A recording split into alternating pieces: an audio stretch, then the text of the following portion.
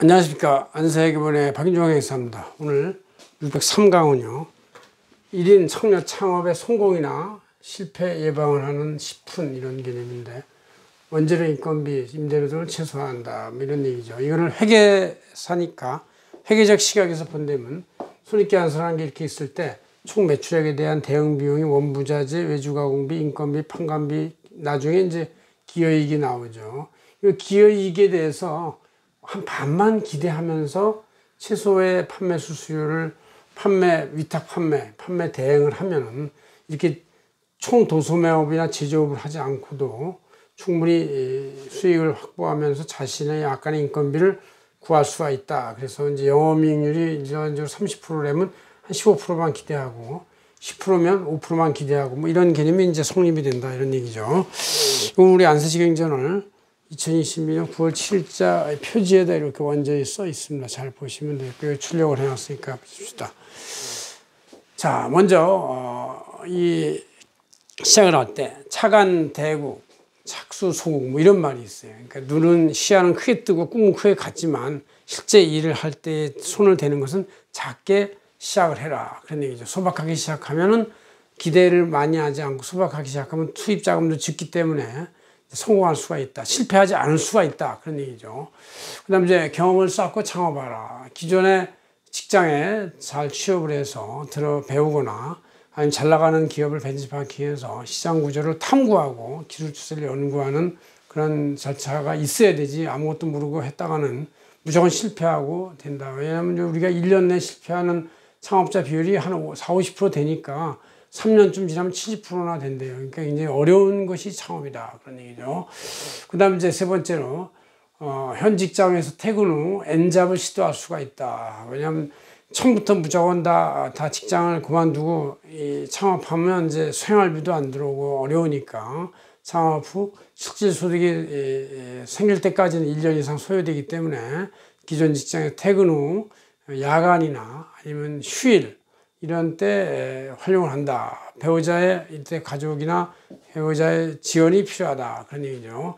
그 다음 이제 생산의 모든 원가를 최소화시킨다. 그런 얘기죠. 이 모든 원가를 최소화하는데 매출에 대응되는 원재료, 외주가공비, 임대료, 판매비, 인건비 이런 거를 없애거나 아예 없앤다는 얘기는 판매 대행을 한다는 얘기고, 최소화시킨다는 것은 가장 이거를 어떻게 하면 최소화시키 방법을 연구해서 한다. 그런 얘기죠.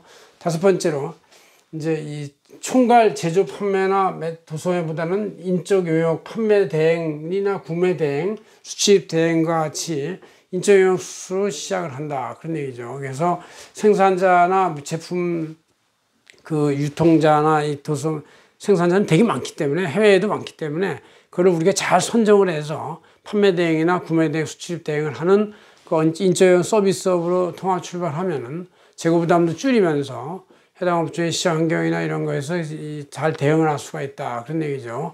그래서 핵심 쟁점을 파악할 수 있고, 나중에는 이제 소재, 부품, 장비 제조업 진출도 가능하다. 그런 얘기죠.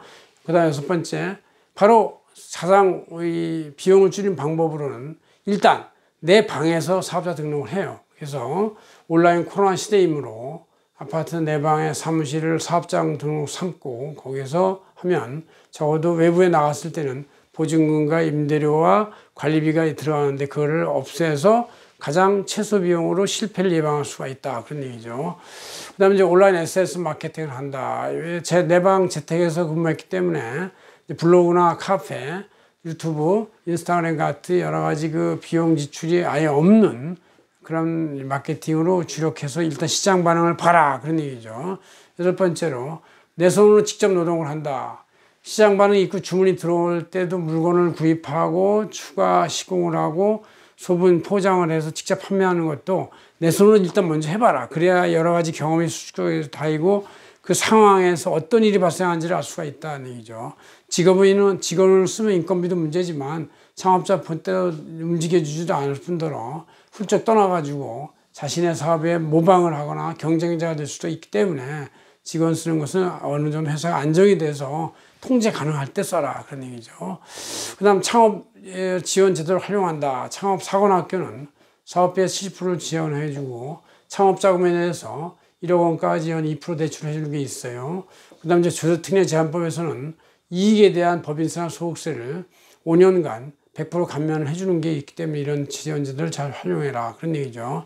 10번째로, 이런 1인 창업의 발전 단계는 처음에 플랫폼을 입점해서 인조영역 사업, 즉 판매 대행이나 구매 대행으로 시작을 해서 그 다음에 이제 도소매로 진출해 보는 것이고, 도소매에서 안정이 된 시장이 확보되면 소재 부품 장비의 제조 가공업을 들어가 보는 것이고, 거기서 성공을 하면 그때 자기가 플랫폼을 구성해서 주도하는 그런 유통사업자가 될 수가 있다. 이렇게 볼 수 있습니다. 그래서 여러분들이 청년 창업이 1인이 이 실패를 예방하려면 최소 비용으로 시작해라. 아니면 인적 영역인 판매 대행부터 시작해서 시장을 파악해라. 그런 다음에 자신 있으면 제조, 도소매로 진출해라. 이렇게 이제 볼 수가 있습니다. 고맙습니다.